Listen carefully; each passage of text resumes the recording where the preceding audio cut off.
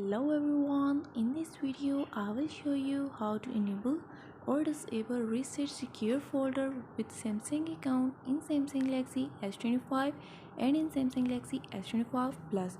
Before starting this video, please subscribe for more videos and watch complete video.